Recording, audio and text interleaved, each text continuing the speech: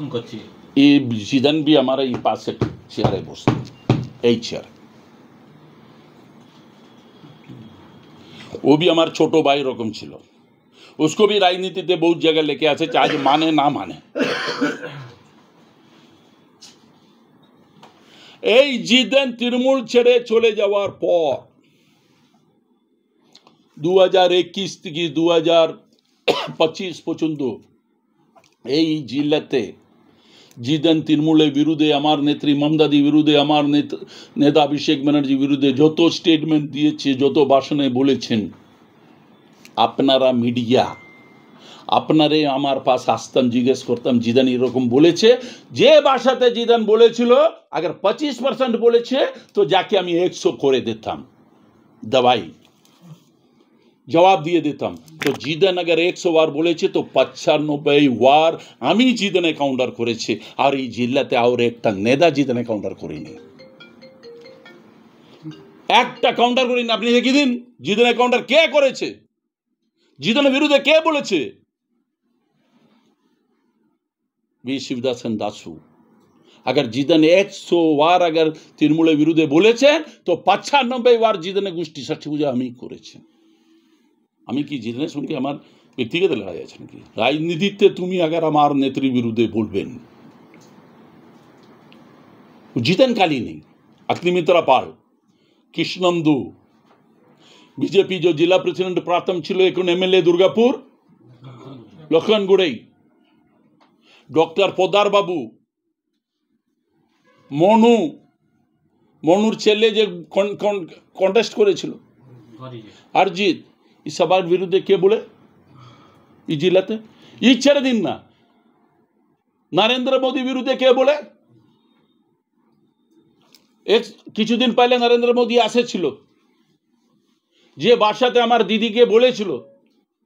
দিদি আমাকে বলেই নাই না তৃণমূল কংগ্রেস বলেছে কলকাতা থেকে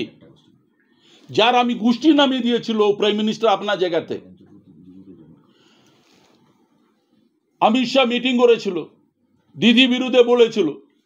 মিটিং কমপ্লিট হতে হতে 1 ঘন্টার মধ্যে আমি ফেসবুক লাইভে আমার ফেসবুক লাইভে যার কাউন্টার করেছিল আমাকে কলকাতা থেকে কই বলি নাই কেন তৃণমূল কংগ্রেসের উপরে একটু অঞ্চল আসবে না ও আমরা বরদাস্ত করতে পারে না আমরা মমতাদি সৈনিক আমরা লড়াই করার জন্য এনি টাইম মাঠে আছে আর আমরা একই চিজ শিখেছি আজকে লোক ইসে ভুলে গেছে আমরা এই শিখে এই জায়গাতে আসেছে বলে আজকে ঠিকই আছে ये 38 বরস অল টাইমার রাজনীতিতে আর 38 বরস भी ক্ষমতাতে ছিল মাত্র 1.5 বরস আমি সাসপেন্ড ছিল 38 বরস বাকি সব ক্ষমতাতে ছিল আর এই 38 বরস से पहले থেকে আমি একটা স্লোগান দিতাম আর স্লোগান শিখেছে ও স্লোগানের মধ্যে আজকে আমি এগিয়ে যাচ্ছি ও স্লোগান প্রত্যেক লোককে আপনার মনের মধ্যে নেওয়ার দরকার আছে লড়াই লড়াই লড়াই চাই লড়াই করে বাঁচতে চাই এই লড়াইতে জিতবে কে মমতা ব্যানার্জি আবার কে জিতেন বলছে নরেন্দ্র চক্রবর্তী নাকি বিজেপিতে জয়েন করছে এই সব যে ম্যাটারে আমি যাচ্ছি এটা চিঠি ভাইরাল হচ্ছে আমি এই বলেছিল কালকে এটা কথা এই বলেছিল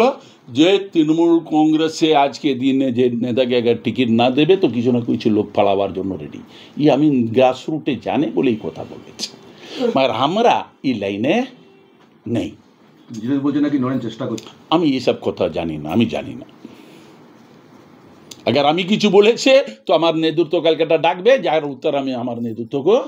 বলবো আমি মিডিয়া সামনে এই সব বলতে চাই না নেতৃত্ব এখন ডাকেনি তো ও হবে আপনার কি বলতে যাব না আমি এই সব আপনাকে কেন জানাবে আমি তো নেতৃত্বকে তো আই থেকে দেখছি না